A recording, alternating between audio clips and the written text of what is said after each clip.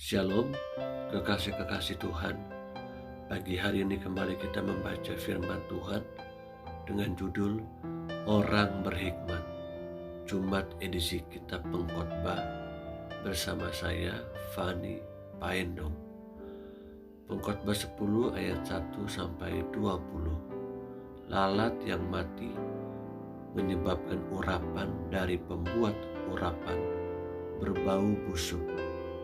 Demikian juga sedikit kebodohan lebih berpengaruh daripada hikmat dan kehormatan. Hati orang berhikmat menuju ke kanan, tetapi hati orang bodoh ke kiri. Juga kalau ia berjalan di lorong orang bodoh, itu tumpul pikirannya, dan ia berkata kepada setiap orang itu bodoh. Jika amarah penguasa menimpa engkau, janganlah meninggalkan tempatmu, karena kesabaran mencegah kesalahan-kesalahan besar. Ada suatu kejahatan yang telah kulihat di bawah matahari sebagai kekilafan yang berasal dari seorang penguasa. Pada banyak tempat yang tinggi didudukan orang bodoh, sedangkan tempat yang rendah diduduki orang kaya. Aku melihat budak-budak menunggang kuda dan pembesar-pembesar berjalan kaki seperti budak-budak. Barang siapa menggali lubang akan jatuh ke dalamnya, dan barang siapa mendobrak tembok akan dipagut ular. Barang siapa memecahkan batu akan dilukainya. Barang siapa membelah kayu akan dibahayakannya. Jika besi menjadi tumpul dan tidak diasah, maka orang harus memperbesar tenaga. Tetapi yang terpenting untuk berhasil adalah hikmat. Jika ular memagut sebelum mantra diucapkan, maka tukang mantra tidak akan berhasil. Perkataan mulut orang berhikmat menarik, tetapi bibir orang bodoh menelan orang itu sendiri. Awal perkataan yang keluar dari mulutnya adalah kebodohan, dan akhir bicaranya adalah kebebalan yang mencelakakan.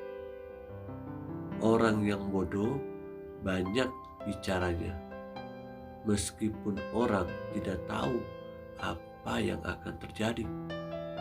Dan siapakah yang akan mengatakan kepadanya apa yang akan terjadi sesudah dia?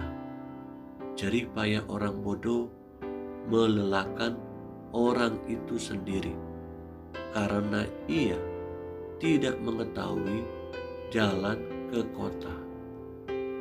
Wahai engkau tanah, kalau rajamu seorang kanak-kanak dan pemimpinmu pagi-pagi sudah makan, berbahagialah engkau tanah, kalau rajamu seorang yang berasal dari kaum pemuka, dan pemimpin-pemimpinmu makan pada waktunya dalam keperkasaan dan bukan dalam kemabukan. oleh karena kemalasan runtuhlah atap, dan oleh karena kelamanan tangan bocorlah rumah. Untuk tertawa orang menghidangkan makanan, anggur meriangkan hidup, dan uang memungkinkan semuanya itu. Dalam pikiran pun janganlah engkau mengutuki raja, dan dalam kamar tidur janganlah engkau mengutuki orang kaya. Karena burung di udara mungkin akan menyampaikan ucapanmu, dan segala yang bersayap dapat menyampaikan apa yang kau ucapkan. Kekasih-kekasih yang Tuhan Yesus rindukan, di dalam dunia ini ada dua tipe manusia, yakni orang yang berhikmat dan orang yang bodoh. Dari renungan hari ini kita bisa melihat ada perbedaan-perbedaan yang nampak sekali antara sikap hidup orang yang berhikmat dengan sikap hidup orang yang bodoh. Kedua orang ini ada di tengah-tengah kehidupan kita sehari-hari. Orang berhikmat hari-harinya itu penuh dengan berbagai pertimbangan dan segala kewaspadaan. Orang bodoh hari-harinya dikuasai oleh segala kesalahan dan kejatuhan demi kejatuhan. Orang berhikmat bekerja dengan kerajinannya, namun orang bodoh lamban tangannya untuk mengerjakan sesuatu dan sangat lamban tangannya untuk dapat bergerak dengan cepat.